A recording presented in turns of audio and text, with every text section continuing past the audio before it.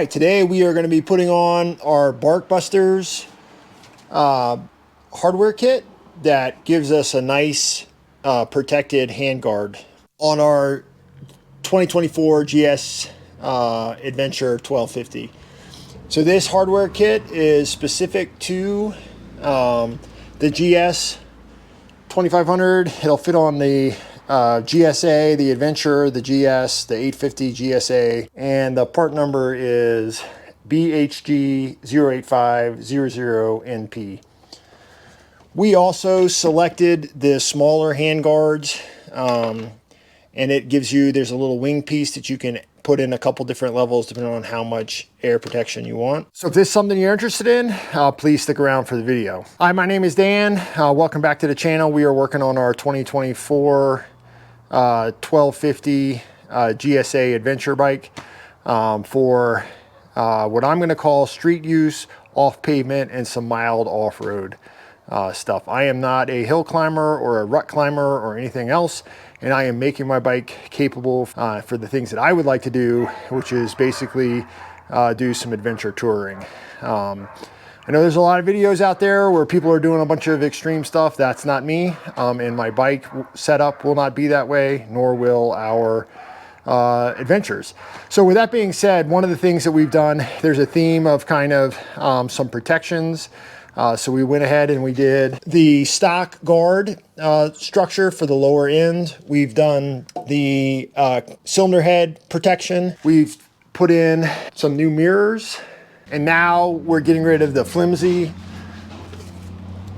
factory guards, which are just plastic and bend, and going to something that's more protective. So for that, what you need is two 14mm wrenches to take the stock mirrors off if you have them.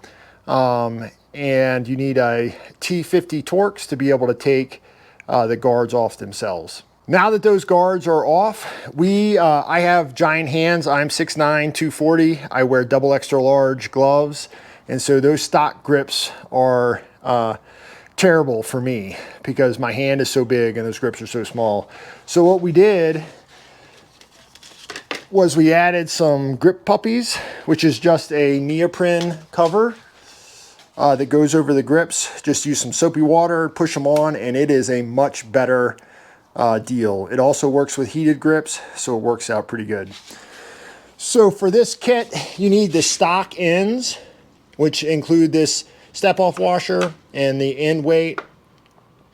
It is included is a long bolt, your guard itself, the bolts that connect the clamp.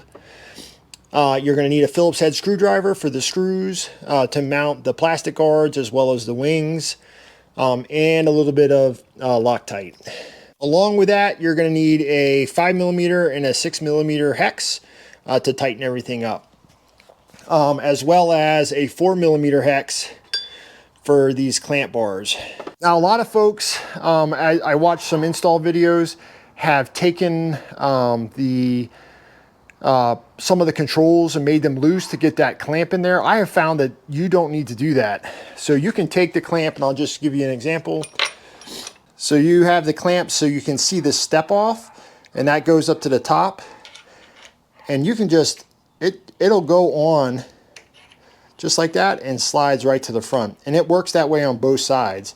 So there's no need to take controls loose. There's no need to loosen anything. To move anything. This actually will slide right up there, save you some time, and you're not messing with any of the settings. So since we installed the double take mirrors, we were able to take this back piece off, and so the setup is pretty simple. We're going to take the first piece, so we're going to take the stock bar ends and the bar and the threaded bolt, and we'll stick that on the end with a bit of Loctite. And it's a pretty simple, easy installation. So these ends do have a right and a left. And the way that they describe it is if you're looking at it, this end coming up should fit up against the handlebar. So this is going to go on the right side. So the order is long bolt through the bar, through the stock end caps, and then we'll put some Loctite on it. Now I use blue Loctite, and like I have shown in some of the others, I use a stick. I find that it works much better. And we're just going to loosely install this on the end.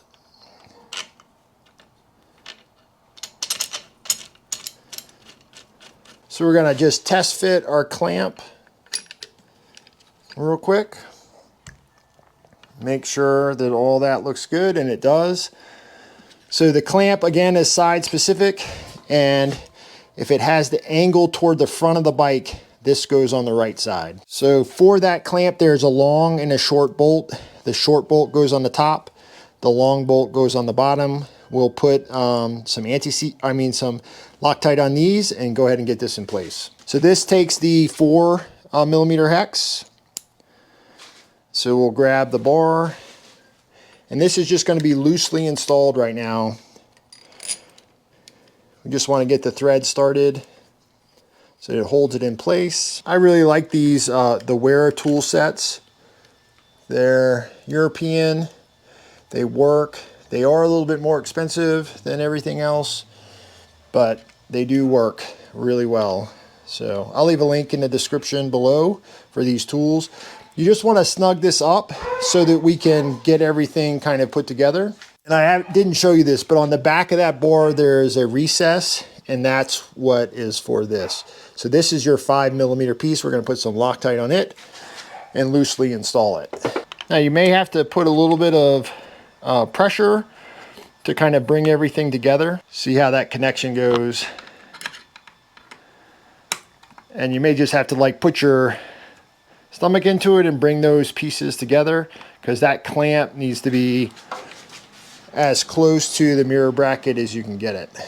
All right, so we got that just tightened down. We're going to tighten the end cap, and then we're going to tighten these bolts. And you just want to make sure that everything is sitting nice and flush just underneath these cables, so that there's clearance and there's no rubbing or vibration or anything like that. So once you get everything tight, next is trying to determine on these smaller grips, which are sold separately, do you want this in the higher position or the lower position? I'm going to put it in the lower position. And what it takes is 2 of these Phillips head screws, and we're just going to screw it right down into that. All right, so you can see I chose the lower part, so it just gives you a little bit. If I ever want to move it up, it's pretty easy just to take these out and move it to the next level.